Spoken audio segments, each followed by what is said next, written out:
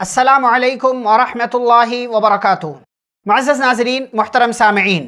بات چل رہی ہے کہ نبی پاک صلی اللہ علیہ وسلم کو ستایا جا رہا ہے، آپ کے صحابہ کو پریشان کیا جا رہا ہے۔ نبی پاک صلی اللہ علیہ وسلم کو اور آپ کے صحابہ کو جن لوگوں نے ستایا، اس میں ایک بڑا نام ابو جہل کا بھی ہے۔ یہ انسان بڑا مالدار تھا، یہ انسان بڑے قبیلے کا تھا، یہ انسان بڑے اثر و رسوخ والا تھا اور نبی پاک صلی اللہ علیہ وسلم سے سخت دشمنی رکھا کرتا تھا۔ ان لوگوں کی ترتیب، ان لوگوں کا نام جو پیش تھے ستانے والوں میں، ایک نام ابو جہل کا بھی ہے۔ ابو جہل کبھی کبھی آتا تھا، آپ صلی اللہ علیہ وسلم کے پاس بیٹھ کر قرآن سنتا تھا، لیکن بس سنتا تھا، عمل کرنے کی بات نہیں، قبول کرنے کی بات نہیں، قبول کرنے کا جذبہ نہیں، بس آپ صلی اللہ علیہ وسلم کی بات کو وہ سنتا تھا اور سن کر انسنی کر دیا کرتا تھا۔ آپ صلی اللہ علیہ وسلم کو دعوت توحید سے روکنے کا کام کرتا تھا، آپ صلی اللہ علیہ وسلم کو مختلف طریقوں سے آپ کے مشن سے دور کرنے کی تدبیریں کیا کرتا تھا، اور اب تک جتنی کاروائیاں ہوئیں ان کاروائیوں میں ابو جہل کا ایک نام بھی آتا ہے۔ لیکن ابو جہل نے انفرادی طور سے نبی پاک صلی اللہ علیہ وسلم کے ساتھ کیا سلوک کیا، آپ دیکھیں۔ ایک مرتبہ نبی پاک صلی اللہ علیہ وسلم حرم کے اندر نماز پڑھ رہے ہیں، حرم کے اندر آپ صلی اللہ علیہ وسلم نماز پڑھ رہے تھے، مقام ابراہیم کے پاس آپ نماز پڑھ رہے ہیں، ابو جہل کا اور نبی پاک صلی اللہ علیہ وسلم کا ٹکراؤ ہو گیا اور اس نے آپ صلی اللہ علیہ وسلم سے کہا، محمد کیا میں نے تم کو نماز پڑھنے سے منع نہیں کیا تھا صلی اللہ علیہ وسلم؟ اور یہ سوال کرنے کے بعد اس نے آپ صلی اللہ علیہ وسلم کو دھمکی بھی دی، آپ صلی اللہ علیہ وسلم نے بھی اس کی باتوں کا جواب دیا، اور بعض روایتوں کے مطابق آپ صلی اللہ علیہ وسلم نے اس کا گریبان پکڑ لیا۔ اس پر ابو جہل کہتا ہے، محمد مجھے کس بات کی دھمکی دیتے ہو؟ تم اور تمہارا رب میرا کچھ نہیں بگاڑ سکتے، جانتے ہو میں مکہ کے اندر اس پورے علاقے میں سب سے زیادہ معزز ہوں،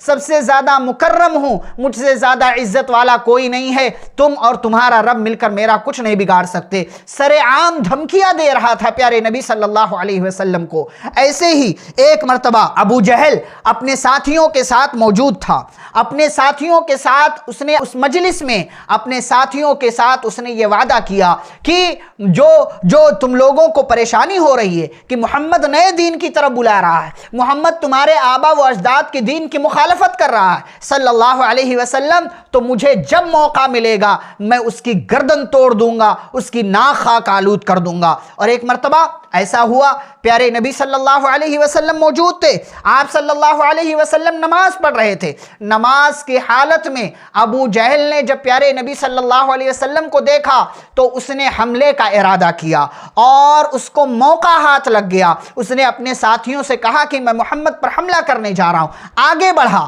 تھوڑی ہی دیر گزری کہ واپس ایڑیوں کے بل پیچھے ہٹنے لگا۔ اس کے ساتھیوں نے پوچھا، ابو جہل کیا ماجرا ہے، کیا ماجرا ہے ابو الحکم، واپس کی ہو رہے ہو، واپس کی ہو رہے ہو؟ تو ابو جہل نے جواب دیا کہ میں اپنے سامنے میں نے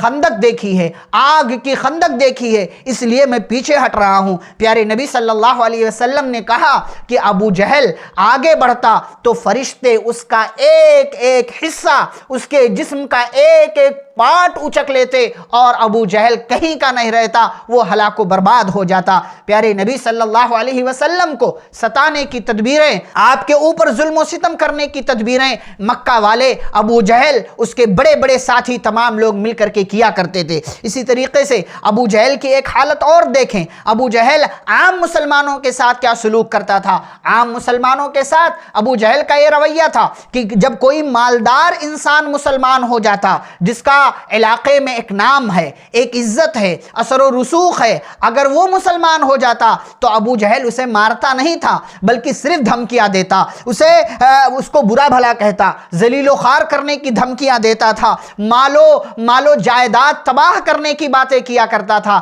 لیکن جب کوئی کمزور انسان مسلمان ہوتا تو ابو جہل موقع پا جاتا، اس کو مارتا، اس کو پیٹتا، اس کو طرح طرح کی سزائیں دیتا اور دوسرے لوگوں کو بھی ترغیب دیا کرتا تھا کہ اس کو مارو، اس کو سزا دو، کیونکہ جس نے تمہارے آبا و اجداد کا دین چھوڑ کر ایک نیا دین اختیار کر لیا ہے۔ یہ ہے ابو جہل جس کا رویہ نبی پاک صلی اللہ علیہ وسلم کے ساتھ دشمنی والا ہے۔ یہ ہے ابو جہل جس کا رویہ نبی پاک صلی اللہ علیہ وسلم کے اوپر ایمان لانے والوں کے ساتھ ظالمانہ ہے۔ یہ ہے ابو جہل کہ جس کا رویہ نبی پاک صلی اللہ علیہ وسلم کی لائی ہوئی شریعت سے اس طریقے کا تھا کہ وہ آپ سے دشمنی رکھتا تھا، آپ پر ظلم کرتا تھا، آپ کے صحابہ پر ظلم کرتا تھا، لیکن اللہ رب العالمین نے آگے چل کر کے اسے ہلاک و برباد کر دیا۔ مزید آپ صلی اللہ علیہ وسلم کے صحابہ کو کس طریقے سے ستایا گیا، کس طریقے سے پریشان کیا گیا، اگلی مجلس میں انشاءاللہ ہم چند ایک واقعات جانیں گے نمونے کے طور پر کہ کس طریقے سے اس دین کے لیے اور پیارے نبی صلی اللہ علیہ وسلم کی خاطر صحابہ نے قربانیاں دی، اللہ کے نام پر قربانیاں دی۔ انشاءاللہ اگلی ملاقات میں یہ ساری باتیں ہوں گی۔ والسلام علیکم ورحمۃ اللہ وبرکاتہ۔